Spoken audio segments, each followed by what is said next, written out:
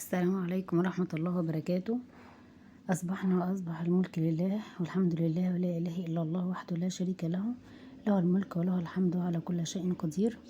رب أسألك خير ما في هذا اليوم وخير ما بعده، وأعوذ بك من شر ما في هذا اليوم وشر ما بعده. رب أعوذ بك من الكسل وسوء الكبر.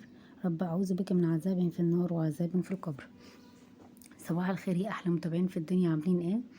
صباح جديد ويوم جديد، روتين جديد على قناة مامة مالك. اتمنى ان القناه تعجبكم والفيديو يعجبكم، يديكم طاقه ونشاط، وتقومي كده معايا تشوفي اللي وراكي. لو انتي لسه ما فطرتيش قومي عشان تفطري وتشوفي المطبخ عايز ايه.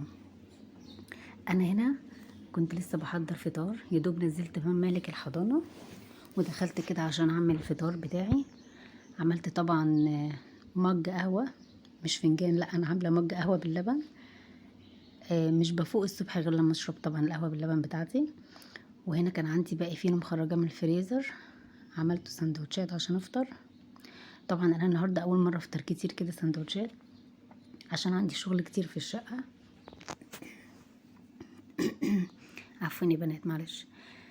بس عملت لي سندوتشين كده جبنه على سندوتشين جبن، بيض باللانشون كان زايد، كنت عاملاه المالك في السندوتشات في اللانش بوكس. بس هناخد بقى السندوتشات بتاعتنا ونروح بقى نفطر ونشرب القهوه بتاعتنا ونفوق كده عشان نشوف ايه اليوم الطويل قوي اللي ورانا.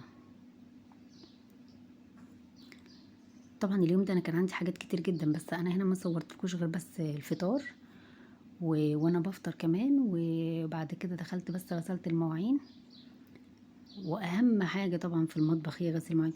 هنا كنت بوريكم الجبنه دي، الجبنه دي حلوه قوي يا بنات، مزارع دينا اسطنبولي بالفلفل، حلوه قوي قوي، طعمها تحفه. وكمان الجبنه دي صحيه جدا، ما فيهاش زيوت مهدرجه ولا زيوت نباتيه زي الجبن التانية اللي هي عبور والحاجات دي. فلو انت عندك اطفال بقى وعايزه تاكليهم حاجه صحيه هاتي الجبنه دي، حلوه قوي. بس بعد كده بقى خلاص هناخد الفطار بتاعنا ونقعد بقى ايه نستجم كده شويه. اهم حاجه بقى في يومك ساعه الاستجمام بتاعه الصبح دي، لازم تقعدي كده تستجمي وتفكري هتعملي ايه في اليوم بتاعك، هتجهزي ايه غدا، هتنضفي ايه، وراكي ايه في الشقه كده يعني. انا ما بعرفش اقوم من النوم اتدحرج على الشغل على طول، لا لازم اقعد كده شويه مع نفسي افكر بقى واشوف هعمل ايه. طبعا الاستاذه رتوله مشاركانا الفيديو بصوتها العسل. بس كده على ما حشيت بقى السندوتشات كانت القهوه خلاص اتعملت. هصب القهوه بتاعتي واخدها ونخرج بقى نقعد في الصاله نستجم بقى. دي اهم ساعه بالنسبه لي في يومي كله، اللي هو انا بشحن نفسي عشان اقدر اكمل باقي اليوم. بصوا الوش بتاع القهوه عامل ازاي، تحفه. عايزه اقول لكم ان مج القهوه باللبن ده بينزل على قلبي مش على معدتي، حاجه كده يعني قمه الروقان. والنوت بوك بتاعتي طبعا اللي بسجل فيها انا هعمل ايه والحاجات دي. هنا بقى كنت قاعده بقى في الصاله، السندوتشات بتاعتي والقهوه، ودي النوت بوك بتاعتي. النوت بوك دي بكتب فيها مثلا إيه طريقه جديده عايزه اعملها للاكل، صنف حلويات جديد عايزه اجربه، حاجه عايزه اشتريها. هي تبان ان هي صغيره بس والله كاتبه فيها حاجات كتير جدا. انا هنا بكتب اليوم بقى بتاعي، اليوم بالتاريخ،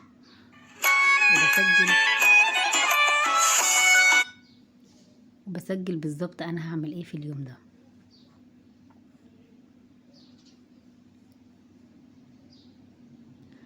وغالبا يعني انا مش هقولكم ان انا بلتزم باللي بكتبه 100%، لا طبعا، ممكن يبقى 70%، ممكن يبقى 80%، بس المهم ان انت تكتبي. خطوة الكتابة دي لوحدها بتديكي حافز ان انت تكملي يومك، ان انت تنجزي اكتر واكتر.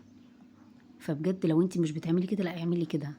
الكتابة مفيدة جدا جدا وبتنمي عندك دماغك، تخلي الفكرة عندك شغالة على طول، تخليكي دايما لا عايزة تعملي اكتر. والاحلى بقى من الكتابة ان انت بعد ما بتكتبي بتيجي على يعني بعد ما تخلصي اليوم بتاعك بتيجي كده عند كل حاجة انت كتبتيها اللي انت عملتيه بتعملي قدام علامة صح تشطبي عليه. مش عايزة اقولك انت قد ايه بتحسي بالانجاز في اللحظة دي.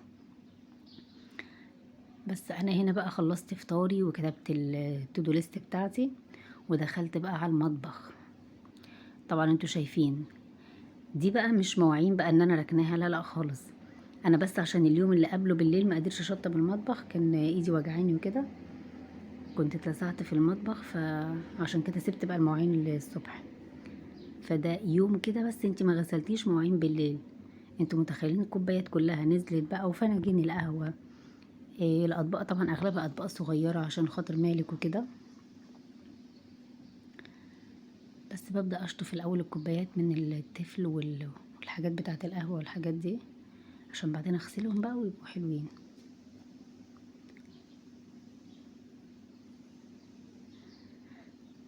يلا بقى، لو انت لسه عندك مواعين في الحوض او عندك غدا هتجهزيه او عندك اي حاجة، قومي كده شغلي الفيديو وادي نفسك باور كده، وقومي ايه شوفي اللي وراكي. انا بشجعك اهو من الصبح. على فكرة يا بنات، البريل اللي انا بغسل بيه ده انا عاملاه في البيت، اللي هي الخلطة الجاهزة اللي انت بتشتريها وبتدوبيها. عايزة اقول لكم حلو جدا جدا، انا اول مرة اجيبه بس عجبني قوي. شايفين الرغوة بتاعته عاملة ازاي؟ ده غير ريحته بقى، تحفة تحفة تحفة. يعني انا في العادي كنت بشتري دايما البريل بتاع الشركات، بس لا ده عجبني قوي والله. تقيل ومش خفيف يعني، والرغوة بتاعته قوية جدا، وبينضف جدا جدا، وريحته مش عايزة اقولك احلى من بتاع الشركات والله، وكمان موفر جدا. يعني انا كنت جايبة الكيس تقريبا مش فاكرة كان 25 او 30 جنيه، عمل لي حوالي نص جردل، اللي هو الجردل الكبير، حوالي نصه كده، بس كان مركز. انت بقى حابة تخففي بعد كده براحتك، جربوها يعجبكم قوي والله. بس طبعا اول حاجة غسلتها الكوبايات، عشان ايه قبل ما ندخل في باقي الحاجات التانية والكوبايات تبوظ. شطفنا الكوبايات وبنسيبهم يتصفوا كده شوية، وبعدين ايه نحطهم في الضرفة بتاعتي. انما الكوبايات الصغيرين بحطهم في المطبقية عندي.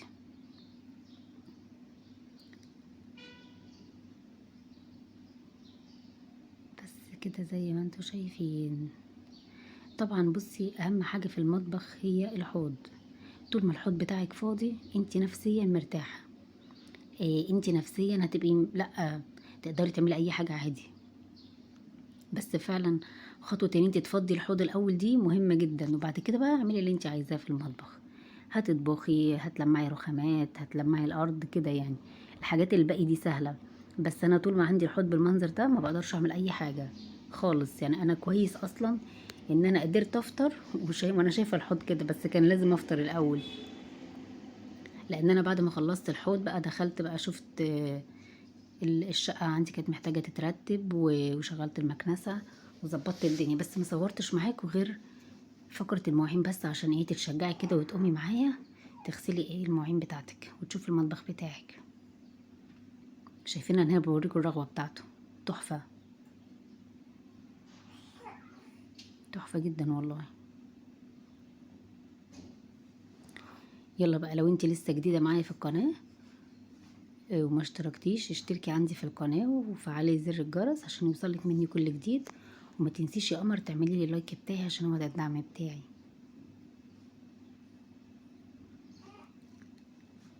اتمنى ان شاء الله ان القناة تعجبكم والفيديوهات اللي انا بقدمها تعجبكم، وتكون بتحفزكم كده وبتديكم طاقة ونشاط ان شاء الله.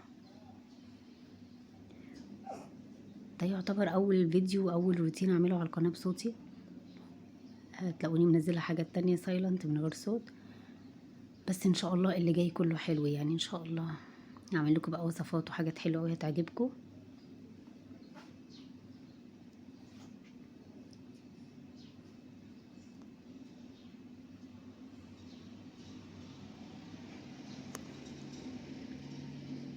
زي ما انتوا شايفين كده يا بنات، بنشطف طبعا طبق طبق ونرتب الدنيا ونرص كل حاجة في مكانها. وده اهم بقى من غسيل المواعين، ان انت ترتبي اول باول وانت بترصي. يعني في حاجات عندي بترص في المطبقيه دايركت على طول، انا عندي المطبقيه فوق الحوض فالميه بتنزل عادي على الحوض. في حاجات تانية بحطها في الصفايه جنبي، على حسب بقى الحاجات.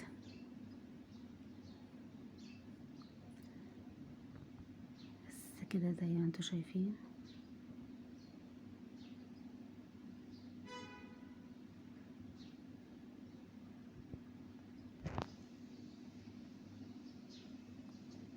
بحس المواعين دي كل ما بتسيبي طبقة في الحوض بيفضل يزيد يزيد يزيد. انا مش فاهمة بتتكاثر ازاي. لو انت سايبة معلقة او طبق صغير، سيبي بس الحوض كده نص ساعة ساعة، تبصي تلاقيه اتملى منين ما تفهميش. بس انا كده كنت خلصت بقى المواعين. ده كان اخر حاجة، الطبق والبرطمان ده عندي. البرطمان ده عندي انا كنت غسلته لان انا بحط فيه مخلل، ببقى عاملة مخلل في البيت وكده وبحطه فيه. بحب بصراحة برطمانات الازاز، بحسها عملية اكتر واحسن من البلاستيك. يعني البلاستيك مش قوي، هي مش عملية كمان عشان ان انتي تخافي تكسر او كده، بس لا يعني كحاجة ان انتي تحفظي فيه اكل او مخلل او كده، لا الازاز احسن بكتير من البلاستيك، صحي اكتر. عايزة اقول لكم اليوم ده كانوا طلعوا كل المعالق اللي عندي، الصغيرة والكبيرة والشوك. مش فاهمة كانوا بيعملوا ايه بكل المعالق والشوك دي والله، كلها كانت خرجت من الدرج. بس بغسل في كمية معالق مش ممكن.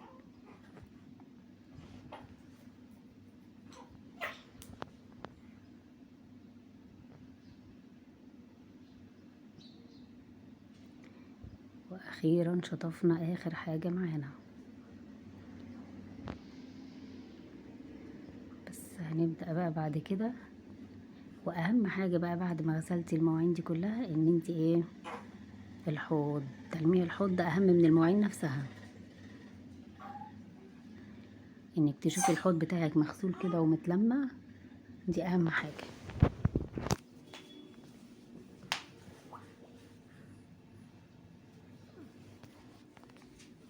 بس انا هنا شلت كل حاجة عشان المع الحوض بتاعي واغسله كويس جدا. الورق اللي انا كنت حطاه تحت البتاعة بتاعت الليفة دي وكده، دي انا بحطها عشان عندي فتحة كده صغيرة مكانها، فبحط عليها الورق.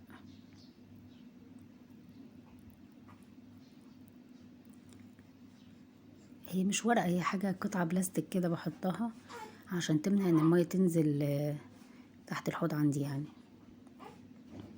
هي مش بتمنع قوي طبعا، بس هي يعتبر بتمنع شوية.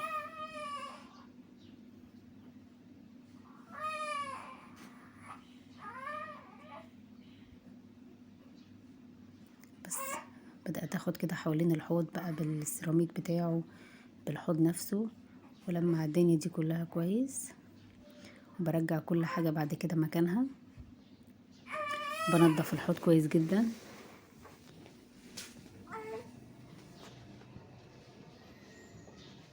بس بعد كده بقى هنعصر الفوطة ونركنها على الحوض، وبكده اكون خلاص بقى خلصت المواعين بتاعتي، نضفت الحوض بتاعي.